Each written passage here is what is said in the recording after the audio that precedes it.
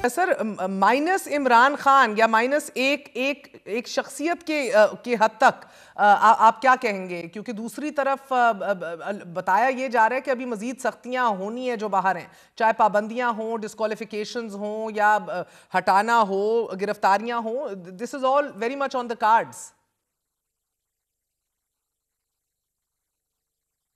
देखिए, बहुत कुछ कहा जा रहा है और पाकिस्तान की पूरी तारीख हमारे सामने है। पाकिस्तान में बहुत कुछ होता रहा है। हमारी तारीख बड़ी उलझी हुई है और हमने बहुत से ऐसे इक़दामात किए हैं माजी में जिनके वो नताइज नहीं निकले जो इक़दामात करने वाले सोच रहे थे। और अब भी चाहिए कि जो मुकाबला है वो सियासत के मैदान में करना चाहिए और फिर पीटीआई पर भी लाजिम है कि वो भी अपनी हदूद क़य्यूद का ख्याल रखे और अपने आप को ऐसे मामलात में ना उलझाए कि जहाँ से फिर निकलना आसान ना हो। तो फरीकैन अगर होश के नाखुन लेंगे तो फिर मामलात को संभाल लिया जाएगा, लेकिन अगर कोई इंतहाई इक़दामात जो हैं दोनों करने पर तुल गए हैं तो फिर जो होगा देखा जाएगा। अब हम इसमें क्या कह सकते हैं, हम तो दुआ ही कर सकते हैं। और मुनीब, दुआओं से हटके हदूद क़य्यूद की बात की शामी साहब ने, लेकिन एज ऑफ राइट नाउ क्या खबर है सर? गिरफ्तारियां, पाबंदियां, disqualifications, is this all very much on the cards? देखिए, पहले तो जो उस्ताद मोहतरम जनाब शामी साहब की सोच है, मैं बिल्कुल उससे एग्री करता हूं और जो उनका नुक्ता नज़र है वो दुरुस्त फरमा रहे हैं कि सियासत किसी की ख्वाहिश के या इवन कानून के ताबे नहीं होती। सियासत अपना रास्ता खुद बनाती है और ना ही अदालती फैसलों से, ना ही कुछ चंद और मामलात होने की वजह से किसी की सियासत खत्म की जा सकती है। ये तो मैं समझता हूँ एक बुनियादी उसूल है, तारीख हमें यही बताती है। लेकिन देखिए, इस वक्त जो हालात है वो ये है कि इम्प्रेशन तो हमारे सामने अब एक मौजूद है, इम्प्रेशन भी नहीं, बड़ा क्लियर कट मौकफ के पाकिस्तान की जो फौज के जो तर्जुमान है जनरल अहमद शरीफ साहब, उनकी जानिब से इमरान खान साहब को सिक्योरिटी थ्रेट डिक्लेयर किया जा चुका है। अब ये उनकी जाती इख्तरा तो नहीं है, ये तो हम ये कह सकते हैं कि पाकिस्तान की मुसल्लह अफवाज की जानिब से अब इमरान खान साहब एक डिक्लेयर्ड नेशनल सिक्योरिटी थ्रेट है। अब ये ज़हन में रखिएगा कि ये कोई अचंभे की बात भी नहीं है। इस हवाले से मैं हमेशा अर्ज करता रहा हूँ कि पाकिस्तान की जो फौज है वो इमरान खान साहब को बदकिस्मती से एक इंतशारी लीडर और पीटीआई को एक इंतशारी जमात के तौर पर डिक्लेयर कर चुके हैं, ग्रेड कर चुके हैं। उसकी मैनिफेस्टेशन हमारे सामने अब आई है, उसका बाकायदा ऐलान हमारे सामने आया है, लेकिन मुझे हैरानी नहीं हुई।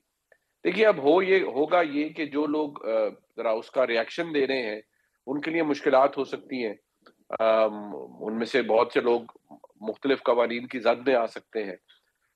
दूसरा ये कि जहां तक बात दो है, एक ये कि गवर्नर्स रूल वाली बात या पार्टी पर पाबंदी वाली बात, मुझे लगता है कि ये शायद अभी फौरी तौर पर तो नहीं होगा, लेकिन 28वीं तरमीम के अंदर कुछ ऐसी चीजें जरूर होंगी जिसके तहत इसके लिए भी शायद कुछ नुक्ते ऐसे हैं जिनको शायद मैं दुरुस्त जोड़ पा रहा हूं कि शायद कुछ तरामीम हो जिनका ताल्लुक इमरजेंसी प्रोविजन से भी हो, जिनका ताल्लुक इलेक्शन एक्ट के अंदर कुछ तरमीम से भी हो।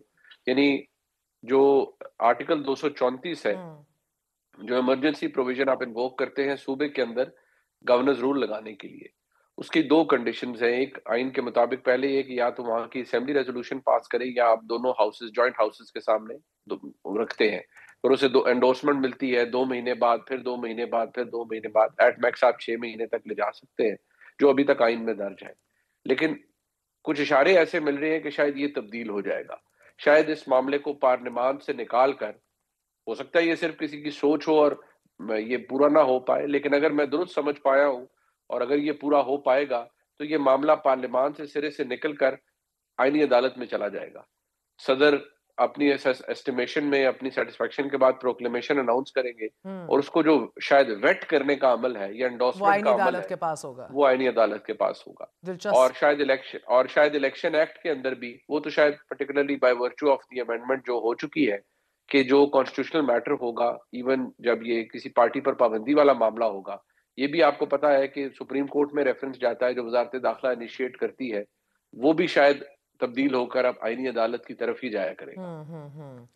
ये शामी साहब, ये तो एक लीगैलिटी जो है उसको देखा जाएगा 28वीं तरमीम में मुमकिना तौर पर, जिस तरह मुनीब बता रहे हैं, लेकिन नेशनल सिक्योरिटी थ्रेट कहीं भी हो, किसी मुल्क को भी दरपेश हो, उसको तो न्यूट्रलाइज किया जाता है ना। इसकी न्यूट्रलाइजेशन के अमल को आप किस तरह देख रहे हैं? या तो बिजनेस एज यूजुअल होगी तहरीक इंसाफ के ओहदेदार और कारकुनान के लिए, या तो दुआओं पे ही इन्हिसार किया जाएगा जिस तरह आप भी दुआ मांग रहे थे, या तो फिर इफेक्टिवली न्यूट्रलाइज होंगी ये चीजें। मरियम नवाज ने एक बड़ा हिस्टोरिकली एक बड़ी बात की थी कि जब मजामत होगी तो मुफाहमत होगी। तहरीक इंसाफ की मजामत से आपको लग रहा है कि मुफाहमत की कोई रास्ता अब निकल पाएगा भी या नहीं? क्योंकि मजामत के लिए अब तो स्पेस लग रहा है ना होने के बराबर है, बर्दाश्त भी ना होने के बराबर है। देखिए, तहरीक इंसाफ जो है वो तो मज़ाहमत मज़ाहमत मज़ाहमत बस इस गर्दाब में फंस गई है। तो मुफाहमत का लफ्ज़ उसने अपनी डिक्शनरी से निकाल दिया था। अगर वो डिक्शनरी में बाकी रखती तो फिर मज़ाहमत और मुफाहमत साथ साथ चलती रहती। मगर तहरीक इंसाफ ने अपने लिए ख़ुद मुश्किलात पैदा की हैं। और देखिए, हमने और फिर उसके साथ ये भी देखें कि हमने मोटे मोटे अल्फाज अपने इतनी कसरत से इस्तेमाल किए हैं कि वो अपने मानी खो बैठे हैं। अब ये जो सिक्योरिटी रिस्क है, देखिए सिक्योरिटी रिस्क दुरुस्त है, सिक्योरिटी रिस्क जो है वो मुस्तकिल नहीं होता। यानी ये ज़रूरी नहीं है कि एक शख्स या एक जमात अगर आज सिक्योरिटी रिस्क है तो वो हमेशा सिक्योरिटी रिस्क रहेगी। कल हालात बदल भी सकते हैं, उसका रवैया बदल भी सकता है, उससे शिकायत तब्दील भी हो सकती हैं। तो आप देखिए कि ये कोई मुस्तकिल चीज़ नहीं है। तो बात यह है कि कैसे किया जाएगा सिक्योरिटी रिस्क को? एक आदमी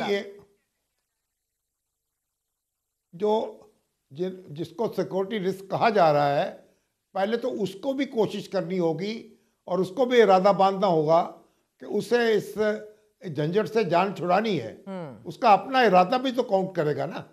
अगर वो इसी जाल में फंसता चला जाए और उसी तरह के इक़दाम करता चला जाए तो फिर हम जो भी कोशिश करें और उसके लिए मुश्किलात कम नहीं होंगी। लेकिन अगर वो कोशिश करे तो माजी में आप देखें, बेनज़ीर भुट्टो जो हैं और नवाज शरीफ दोनों इस दायरे से निकले हैं और निकल के दिखाया है उन्होंने। तो दूसरे इमरान खान साहब भी निकल सकते हैं। और हमारी सियासत में अब देखिए, आसिफ अली ज़रदारी 12-13 साल कैद रहे, नवाज शरीफ साहब ने जलावतनी काटी एक लंबी, उसके बाद फिर वो मैदान में आ गए। तो अगर यानी ये ज़रूरी नहीं है कि सियासत में आप जो आज बोएं वो कल ही काट लेंगे।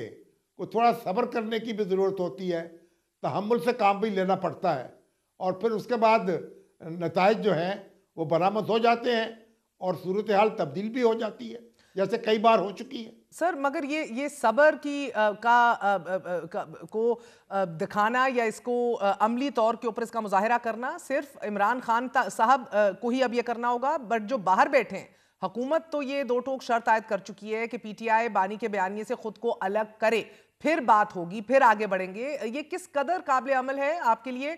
हमने माजी में देखा है, मौलाना कौसर न्याजी हों या जतोई साहब हों, बड़े बड़े लोग अलग भी हुए, बट ये होता आज के दौर में, आज आप होते देख रहे हैं कि बड़े बड़े ओहदेदार अब पीटीआई से अलहदा हों। तो पीटीआई से तो कितने बड़े बड़े ओहदेदार अलग हो चुके हैं, इतनी जमातें उसमें से बन चुकी हैं। मगर सर आईपीपी भी बनते हमने देखी, मगर वो भी अपने मुंह आप गिरी।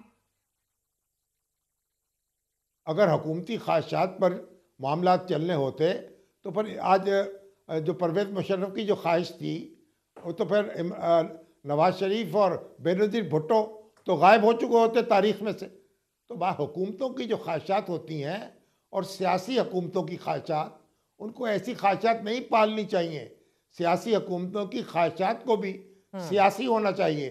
अगर वो गैर सियासी ख्वाहिशात पालेंगी तो उनकी अपनी सियासत उनके अपने हाथ से निकल जाएगी। ये बात उनको पेश नज़र रखनी चाहिए।